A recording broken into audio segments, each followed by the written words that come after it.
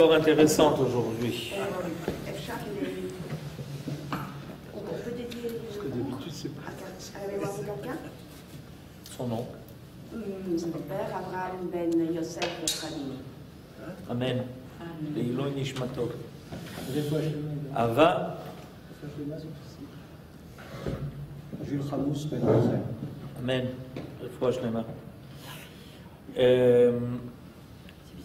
On va étudier aujourd'hui les péripéties de la façon dont le pharaon et ses conseillers vont petit à petit mettre en place le système qui va faire que le peuple d'Israël va se retrouver prisonnier dans l'esclavage de l'Égypte. Il y a beaucoup de choses à apprendre à ce niveau-là.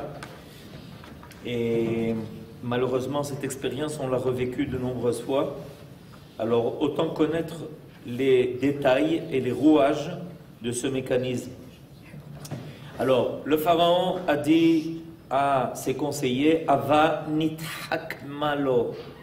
Ava nithak malo, ça veut dire, si on veut les avoir, si on veut arriver à les dominer, on est obligé d'agir avec sagesse. Ava nithak malo.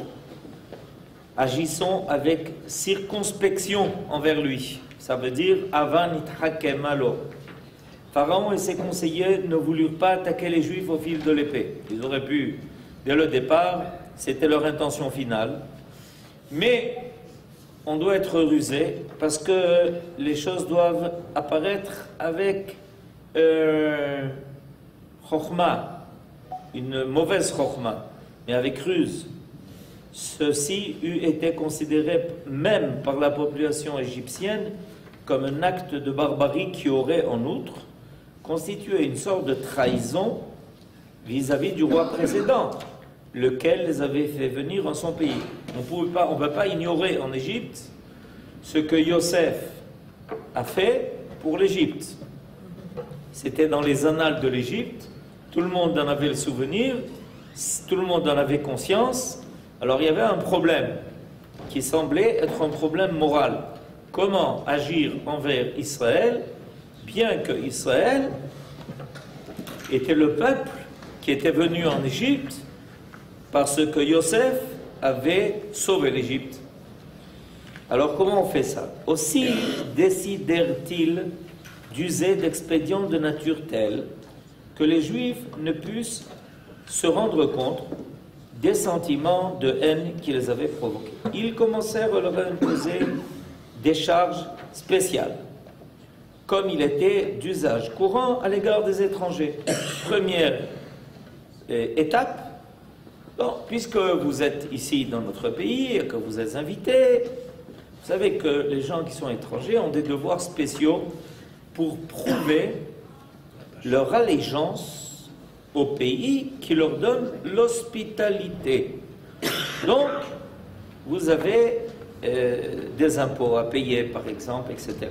Première étape. Deuxième étape, on donna ensuite l'ordre secret aux sages-femmes de tuer les garçons nouveau-nés avant même que les accouchés n'aient pu se rendre compte d'un acte criminel. Le Rav Hirsch explique que Pharaon avait convoqué les sages-femmes Shifra et Poua, et il leur avait dit, écoutez,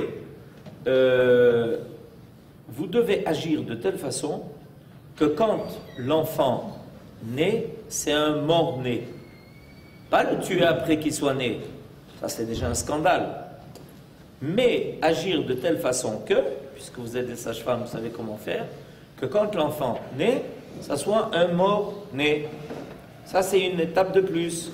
Enfin, la population égyptienne reçut l'ordre de jeter les garçons juifs à l'eau partout où elle les trouverait.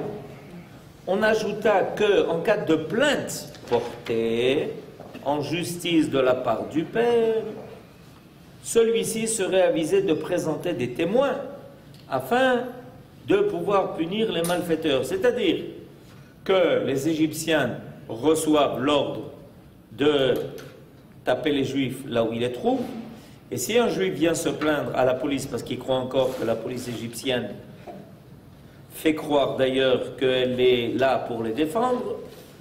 Alors, celui qui viendra qui porter plainte devra amener des témoins. Évidemment, il ne les trouvera pas, et s'il trouve des témoins, ils diront le contraire de ce qu'ils ont vu. Donc, petit à petit, le système se met en place, mais bientôt on éventa le secret, et les Égyptiens s'introduisirent alors nuitamment dans les maisons juives pour voler les nouveau-nés et aller les noyer sans délai. C'est-à-dire que là, le Rav nous montre comment il y a eu en fait une escalade. Cette escalade, elle s'est faite, et à chaque fois, on vérifiait que ce qui était proposé était accepté par la population. À chaque fois, on faisait avancer d'un cran les décrets envers les Juifs. On attendait de voir quelles étaient les réactions de la population, parce que le pharaon, au départ, il ne savait pas comment les Égyptiens allaient réagir. Évidemment, les Égyptiens, ils avaient connu Yosef, ils avaient connu tout, ils avaient entendu parler de tout ce que Yosef avait fait pour l'Égypte, comment Yaakov était descendu avec sa famille, que grâce à Yaakov d'ailleurs, la pluie était revenue, etc., etc. Donc, il fallait voir comment ils réagissaient. Ils avaient vécu avec les Juifs. Pardon? Ils avaient aussi vécu avec les Juifs, parce qu'il y a beaucoup de temps qu'ils se... C'est bon qu'ils étaient obligés de tâter le terrain, de voir comment les choses allaient se passer. Alors, à chaque fois, ils faisaient avancer d'un cran.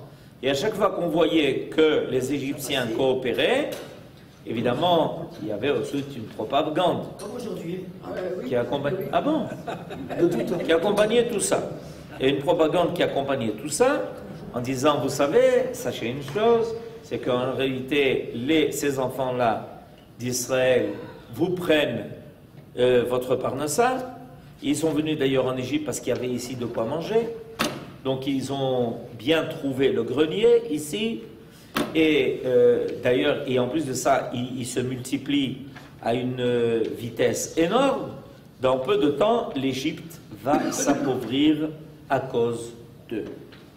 Le conseil de jeter les enfants juifs à l'eau avait été donné à Pharaon par Bilam, le futur prophète d'Aram. Il avait argué, ingénions-nous à être plus habiles que le sauveur d'Israël. Parce que ce Bilam, il était intelligent et il connaissait l'histoire des Juifs. Entre autres, parce que Aram est un descendant de Nahor, qui est le frère d'Abraham. Donc, dans la famille de Bilam, on sait ce qui s'est passé avec ce peuple-là. Bilam est au courant. Il sait exactement quelles ont été les péripéties de l'histoire d'Israël. Il était en fait un descendant, donc un des petits-neveux d'Abraham. Nous allons rendre contre eux un arrêt qui utilise l'eau, puisqu'il a juré qu'il ne déchaînerait plus de déluge sur le monde. Nitrakema l'eau. Première explication, nitrakema l'eau. L'eau, c'est-à-dire, on va être plus intelligent que les Juifs. Mais il y a une deuxième explication. Nitrakma l'eau, on va être plus intelligent que lui. Nitrakma l'eau. Alors Bilam faisait partie des conseillers du pharaon. Il lui dit, écoute, moi je vais te dire ce qu'il faut faire. Mais il n'avait pas compris que c'est sur le monde entier qu'il ne devait plus amener de déluge, mais qu'il pouvait en amener sur une seule nation, comme ça s'est passé finalement à la mer Rouge. Bilam avait formé avec Yitro et Eïov le conseiller de 3 personnages illustres, auxquels le terme Ava Nitrakemalo fait allusion. Eïov, qui avait gardé le silence, fut puni par les épreuves, comme on le voit dans le livre de Eïov. Yitro, qui avait pris la fuite, eut le mérite que ses descendants siègent au Sanhédrin. Quant à Bilam, qui avait donné l'ignoble conseil, il périt finalement par la main de Pinchas, petit-neveu de Moshe, au cours de la guerre des Midianim. Dès avant la naissance de Moshe, Bilam issu lui-même de la famille d'Abraham, comme je viens de le dire, c'était un des descendants de son frère, était devenu son ennemi mortel. En la 130e année après l'arrivée des enfants d'Israël en Égypte, Pharaon eut un songe inquiétant. Il avait eu la vision de la chute de son royaume provoquée par un seul agneau. Et vous allez voir que ce phénomène-là, c'est un phénomène qui va se répéter. Par exemple, lorsque nous avons, étudié le livre de Daniel, on a appris que le roi de Babylonie, qui s'appelait Nebuchadnezzar, il avait eu aussi un songe pareil. Et ça l'avait profondément inquiété. Parce que quand un songe est vrai, il laisse une empreinte sur celui qui l'a rêvé, qui ne lui donne pas de repos. Il y a des rêves qu'on oublie, mais il y a des rêves qu'on n'arrive pas à oublier. Alors surtout quand ça se passe à un tel niveau, c'est-à-dire des gens qui sont les maîtres du monde et qui rêvent à des tas de choses et qui voient une chose pareille, le pharaon il commence à être inquiet. D'accord ? Bilam, appelé en consultation avec les deux autres membres du conseil de la couronne, avait donné en explication la prochaine naissance d'un libérateur des Juifs qui allait un jour anéantir l'Égypte. Et il était même prophète. Ce Bilam, il voyait des choses. Et il a dit au pharaon, Opa, ce que tu as rêvé, c'est une catastrophe. Pourquoi? Parce que ça va se passer. Interrogé sur les mesures à prendre pour sauver le royaume, Bilam répondit, voudrais-tu exterminer le peuple juif par le feu? Tu n'y parviendrais pas. Pourquoi? Son Dieu a sauvé Abraham de la fournaise ardente. C'est-à-dire, ils sont vaccinés contre le feu. Leur ancêtre, le premier, il a déjà été jeté dans une fournaise ardente et il en est sorti. Cette histoire va à nouveau se répéter. Quand ça? À l'époque de Daniel, ou quand les trois amis de Daniel, Michaël, Hanania et Azaria, vont être à nouveau jetés dans la fournaise ardente et ils vont en sortir. Donc Bilam a raison, il dit, si tu veux essayer de faire ça par le feu, ça ne marchera pas. Voudrais-tu l'exterminer par le glaive? Tu n'y réussiras pas. Pourquoi? Israël, Yitzhak, devait être immolé sur un autel, mais ce fut un bélier qu'on sacrifia à sa place. Il peut d'ailleurs rajouter à cela aussi le fait que Yaakov a réussi à échapper à l'épée de Esav. Donc, lui dit Bilam au pharaon, le feu, ça ne marche pas, l'épée, ça ne marche pas. Voudrais-tu les accabler par des corvées d'esclaves? Tu n'atteindras pas ton but. Pourquoi? Parce qu'ils ont déjà passé cela. Yaakov fut servi chez Lavan durant de longues années. Mais cela fut l'origine de sa prospérité. Il ne reste à Pharaon qu'une seule et dernière issue, ordonner de faire périr les enfants, les garçons, dans l'eau. C'est le seul élément dont aucun de ses ancêtres n'a eu à affronter. C'est-à-dire que Bilam il est chacham. Il examine l'histoire et essaye de découvrir quel est la faille, quel est le moyen, quelle est la possibilité qui sauve. C'est important de comprendre ça. Parce qu'à chaque fois qu'on s'est attaqué au peuple d'Israël, ceux qui sont attaqués au peuple d'Israël ont fait ces vérifications. Ils se sont intéressés à leur histoire. Ils ont essayé de comprendre le secret de leur survie. Et à chaque fois que quelqu'un a décidé de s'attaquer quand même à eux, quel a été son calcul? Je vais inventer quelque chose de nouveau qui, jusqu'à présent, n'a pas été connu. Si je me sers des méthodes qui, jusqu'à présent, ont été employées, l'histoire a prouvé que ça ne marche pas. Alors, qu'est-ce que je vais faire? Je vais inventer une nouvelle méthode qui, jusqu'à présent, n'a pas été employée, et cette fois-ci, ça va être la bonne. Voilà ce que l'on apprend de cette histoire de Bilam et de Pharaon. On voit d'ailleurs que donc, notre affaire avec Bilam, c'est une affaire qui date depuis longtemps. Bilam représente celui qui donnera toujours les conseils à ceux qui veulent s'en prendre et attaquer le peuple d'Israël. C'est l'idée. L'idée, c'est cela. C'est l'idée de celui qui sait qu'il y a un secret dans le peuple d'Israël et qu'il faut le décortiquer. Et une fois qu'on arrivera à trouver la faille, on arrivera à trouver ce qui permettra peut-être d'y porter atteinte, il faut s'en servir. Pharaon suivit le conseil de Bilam. Mais Moshe vint au monde. Comment il a suivi le conseil de Bilam? En ordonnant de jeter dans le Nil tous les garçons. C'était le conseil de Bilam. Et ça a marché, puisque Moshe a été jeté dans le Nil. Hein? Il n'a pas été jeté. Il a été déposé. Il a été caché dans le Nil. Il a été déposé. Mais au niveau de l'acte, ça semblait être la même chose. Donc Bilam pouvait être content. C'est-à-dire que le pharaon, cette nuit-là, il a bien dormi. Son rêve l'a quitté. T'inquiète pas, ça marche. Pourquoi? Ben voilà, parce que Moshe a été déposé dans le Nil.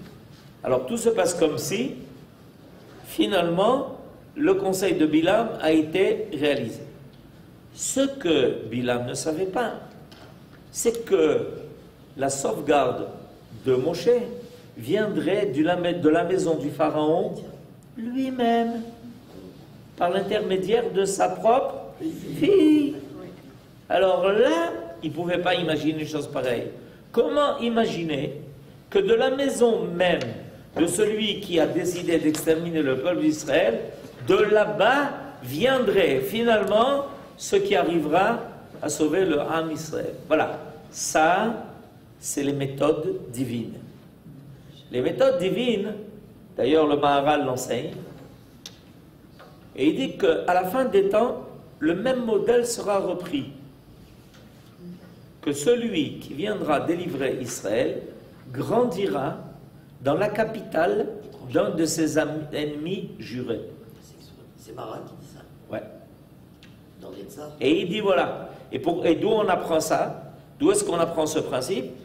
On l'apprend du fait que Moshe Rabbeinu, il a grandi dans la maison même du Pharaon, sauvé par la fille du Pharaon lui-même. Il dit ça, pourquoi ça nous est enseigné? Pour nous préparer à quelque chose qui se passera à la fin des temps. On sait, on cherche celui qui va sauver Israël dans toutes les yeshivot, dans tous les trucs, on le cherche là-bas. Et il se cache où ça? Il se cache quelque part dans la capitale du pays qui est ennemi à Israël. Alors maintenant, commencez à prendre la carte et allez chercher. C'est intéressant comme exemple. Il a dit dans le livre de Gvurot Hashem. Le Maharal a écrit un livre sur la sortie d'Égypte qui s'appelle Gvurot Hashem. Et il enseigne là-bas pourquoi on fait ça. C'est un peu bizarre cette histoire-là. C'est un peu parce que Akadosh Baruch Hu aime bien jouer à cache-cache avec les ennemis d'Israël. Alors ils se croient les plus malins, ils agissent avec ruse, seulement ils oublient qu'il y a plus malin qu'eux. Où est-ce que c'est marqué? Qu'il y a plus malin que ceux qui se prennent pour des malins? Vous ne savez pas? Dans le deuxième chapitre de Teilim. Le deuxième chapitre de Teilim, il est consacré à la fin des temps. Lama ragshu goyim uleumim yegurik yityatzvu malche eretz veroznim nosdu yachad al Adonai ve'al meshicho nennateka et mosrotemo venashticha mimenu avotemo yoshev bashamayim yischak Adonai il'ag lamo. Traduction rapide, improvisée. pourquoi il y a tellement d'agitation chez les goïms? Pourquoi les peuples n'arrêtent pas de s'entretenir entre eux? Leur intention, dit le roi David, est de se dresser contre Dieu et le Mashiach. Et leur intention est de se libérer de tous les liens qui les obligent. Les liens vis-à-vis de Dieu, ça s'appelle la morale. Les liens vis-à-vis d'Israël, c'est tout ce dont ils sont redevables vis-à-vis d'Israël. Yoshev Bashamay Misrak. Et celui qui est dans les cieux, il rigole. Adonai Yil'ad Lamo. Dieu se moque d'eux. De quoi il se moque? De toutes leurs ruses, de toutes leurs conférences au sommet, au sous-sol, dans les abris, dehors, devant, dedans, à l'ONU, etc. Ils rigolent. Pourquoi? Parce qu'ils ne savent pas que dans tout ce qu'ils préparent et tout ce qu'ils font, en réalité, se cachent déjà les moyens qui vont finir par délivrer Israël à la fin des temps. C'est un chapitre. C'est le deuxième chapitre de Tehillim. C'est-à-dire le roi David nous a annoncé à l'avance les cartes. En plus, c'est pas quelque chose que l'on cache, et c'est quelque chose qui est marqué en toutes lettres. Et voilà ce qui est en fait annoncé et avait déjà été préparé par Moshe Rabbeinu à l'époque de Moshe. Qu'est-ce qui s'est passé? Pharaon suivit le conseil de Bilam, et Moshe vient au monde et il fut sauvé des eaux. Dans la 3e année de sa vie, Moshe, assis sur les genoux de la princesse Bithia, la princesse Bithia, c'est la fille du Pharaon, aux côtés du Pharaon, s'empara de la couronne royale et la posa sur sa tête. À 3 ans, effrayé de cette témérité inouïe, Pharaon demande une fois de plus l'avis de ses conseillers. Qu'est-ce qu'il fait celui-là? Bilam rappela son interprétation du rêve. Bilam dit au Pharaon, mais je t'avais dit. Je t'avais dit qui avait précédé de peu la naissance de Moshe. Et il demanda la mise à mort immédiate de Moshe. C'est un garçon des Hébreux, conclut-il, et son geste montre qu'il va s'emparer du pouvoir en Égypte. C'est ce que dit Moshe, les conseillers au sommet. Mais Pharaon rejeta ce conseil, car l'enfant à qui on avait, en raison d'une autre proposition, présenté un plateau contenant des charbons ardents et des pierres précieuses, avait, poussé par son ange gardien, porté sa main vers les charbons ardents. Ça, j'ai rien compris. J'ai rien compris à cette histoire de charbon ardent. Je vais tout de suite vous expliquer. Il les avait mis dans sa bouche et ils lui brûlèrent les lèvres et la langue, en sorte qu'ils ont conçu un défaut de prononciation. Pharaon et ses dignitaires reconnurent alors que l'enfant ne s'était pas emparé de la couronne par ruse ou par malice. Akadosh Baruch Hu a voulu sauver Moshe Rabbeinu. Quand Moshe s'était emparé de la couronne du Pharaon, imaginez-vous, il a 3 ans, tout d'un coup il voit le Pharaon à côté de lui, il lui prend la couronne sur la tête, et il la met sur la sienne. Et le Pharaon est sidéré de ce qu'il voit, parce qu'en son cœur, profondément, il sent quelque chose qui ne colle pas. Alors, il dit à Bilam, qu'est-ce que tu en penses? Il lui dit, mais c'est ce que je t'ai expliqué. C'est le rêve que tu as rêvé. Il y a quelqu'un qui va prendre ta couronne à ta place. Il est devenu blanc comme un linge. En français, en ivrite, on dit kmossid. Comme kmossid, comme du plâtre. Ok? Alors, il dit à Bilam, alors qu'est-ce que tu proposes? Il lui dit, il faut le tuer tout de suite. C'est lui. Le Pharaon dit à ses autres conseillers, alors qu'est-ce que vous en pensez? Alors il y a un autre conseiller qui dit au Pharaon, écoute, on ne tue pas comme ça un enfant facilement. Surtout que ta fille, elle ne va pas être très contente. C'est son bébé adoré. Imaginez-vous que tout d'un coup, le Pharaon, il dit à sa fille, ben je l'ai tué. Elle l'aurait tué. Alors, il lui dit, écoutez, il y a l'autre conseiller, je vais vous faire une proposition. En réalité, c'est un acte d'enfant, il faut y accorder aucune importance. Et pour le prouver, venez ce qu'on voit, on va voir ce qu'on veut. Alors, il a amené un plateau. Sur un plateau, d'un côté, il y avait deux choses qui brillaient, des pierres précieuses et des charbons ardents. Alors, on attendait de voir qu'est-ce que Moshe allait prendre. Théoriquement, il aurait dû prendre une pierre précieuse qui brillait de tous ses éclats. Et au lieu de cela, il a pris un charbon ardent, il se l'est mis dans la bouche. Alors le conseiller a dit, vous voyez bien, c'est des bêtises d'enfant. Le fait qu'il ait pris ta couronne, tu ne peux pas accorder à cela une importance outre mesure. Tu vois bien qu'il fait des bêtises, il se met un charbon ardent dans la bouche. C'est ce qui a sauvé Moshe. Mais Moshe se préparait à prendre une pierre précieuse. Et celui qui lui a poussé la main, ça a été un ange qui a dit, mais qu'est-ce que tu fais comme bêtise, dis-moi, tu veux finir ici ta vie? Et c'est comme ça qu'il a été sauvé. C'est-à-dire qu'il y a toujours une intervention qui laisse croire qu'on ne comprend pas grand-chose.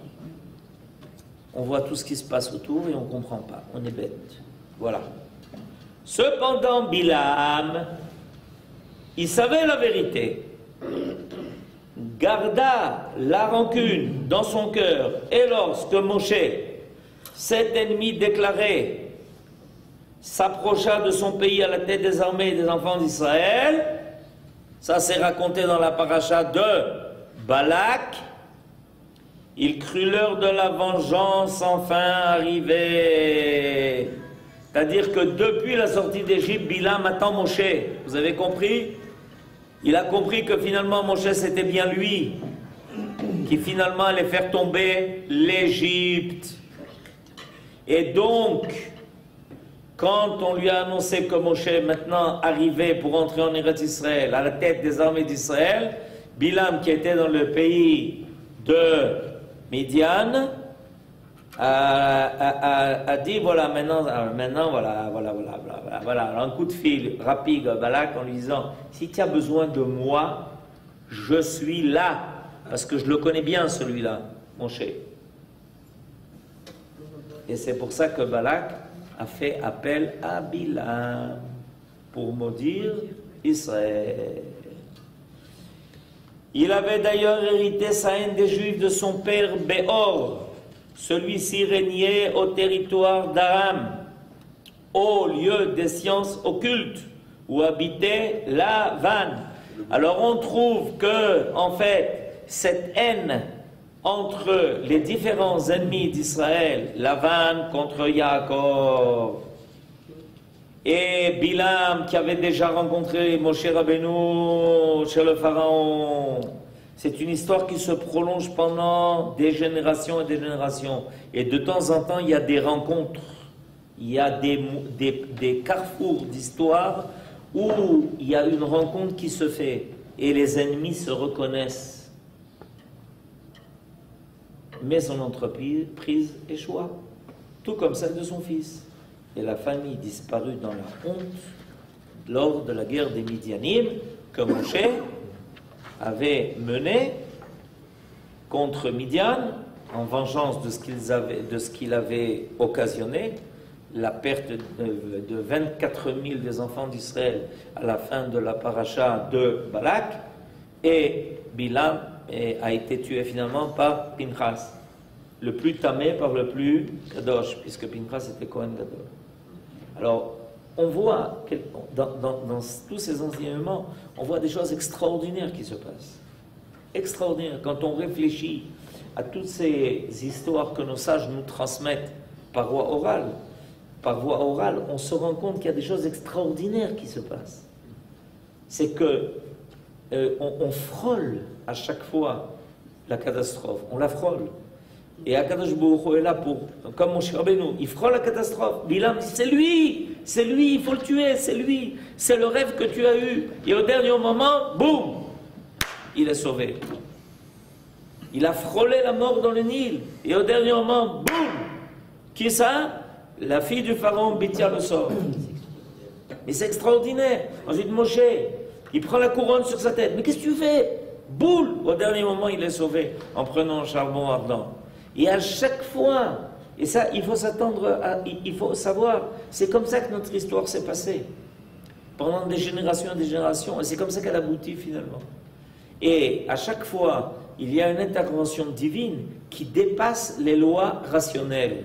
C'est important de le savoir, parce qu'à chaque fois qu'on fait des calculs et que les politiciens nous expliquent ce qui va arriver, c'est en général pas des choses très positives, c'est parce qu'ils ne prennent en considération que ce qui est rationnel. Alors que nous devons être conscients qu'il y a une providence qui nous accompagne. Les persécuteurs d'Israël, oui. Vous qualifiez tout à l'heure de gens intelligents et rusés qui étudient le passé. Bien sûr. Ne le voient pas tout cela? Hein? Ne le voient pas tout cela? Ils se croient toujours plus malins que tout ce qui s'est passé. C'est exactement le problème. Le problème, c'est que qu'est-ce qu'il fait Bilam? Il dit au pharaon, par le feu, ça ne marchera pas, Abraham a été sauvé. Par l'épée, ça ne marchera pas, Yitzhak a été sauvé. Par l'esclavage, ça ne marchera pas, Yaakov s'est sauvé de l'esclavage de Lavan. Il ne te reste plus que l'eau, mais ça va nous atteindre aussi. Non, pas du tout. Il a promis qu'il n'y aura pas de déluge. Alors, toi, tu les jettes à l'eau, et nous, on sera sauvés du déluge. C'est-à-dire qu'il y a toujours cette idée. C'est fondamental. D'ailleurs, c'est intéressant. Si vous étudiez l'histoire, vous allez découvrir assez rapidement. Tous ceux qui sont attaqués à Israël, ils ont toujours été persuadés qu'ils allaient trouver une méthode qui jusqu'à présent n'a pas été utilisée. Ils n'ont pas compris l'ensemble du chose. Ils n'ont pas compris l'ensemble de la Sgoula d'Israël. Pour eux, il y a une faille à trouver. Ceux qui m'ont précédé, ils étaient bêtes, ils n'ont pas trouvé la faille. Moi, je vais la trouver. Voilà. Nous, on voit les choses autrement. Nous, on voit les choses par le fait qu'il est évident qu'il y a une Sgoula. Et donc, il est évident qu'il va y avoir toujours quelque chose qui va nous sauver. Mais eux, c'est pas comme ça. Ils voient à chaque fois, les Romains, ils étaient bêtes. Ils étaient bêtes, les Romains, dit Astérix. Ils étaient bêtes. Et ceux qui, les Grecs, non, ils étaient bêtes. Ils n'étaient pas bêtes, les Grecs. Hein? Les Grecs n'étaient pas bêtes. Non, ils étaient bêtes parce qu'ils n'ont pas trouvé la méthode. Ils étaient tous intelligents, mais ils n'étaient pas suffisamment intelligents comme moi je le sais. Parce que moi, j'ai tiré l'expérience, parce que moi j'ai appris, parce que moi j'ai vérifié, parce que moi ci, parce que moi ça. Qu'est-ce que je dis de la Shoah? Ça. C'est ce que je dis. Je dis ça. Je dis que précisément, ce rachat, Yimarchemo Vezicho, il a dit, moi je vais trouver la solution finale. Ceux qui m'ont précédé n'ont trouvé qu'une solution partielle. Mais moi je vais trouver la solution finale. Dans le monde entier, tout le monde applaudit. Lui au moins il a trouvé la solution finale. Et voilà. Eh bien, la solution finale, elle est là. C'est nous la solution finale du monde. Le sauveur, forcément, il vit dans un pays étranger à nous. Par rapport à cette histoire de Moshe. Ce que dit le Maharal. Il est né. Si on suit l'histoire de Moshe. C'est ce que dit le Maharal. Il dit qu'il grandit dans un pays qui est étranger. C'est pour ça que personne ne s'en occupe d'ailleurs. Il le laisse tranquille. Tout le monde le cherche. Du matin au soir, les gens cherchent le Mashiach. Et lui, tranquillement, il est avec ses livres, il étudie toute la journée, personne ne fait attention à lui.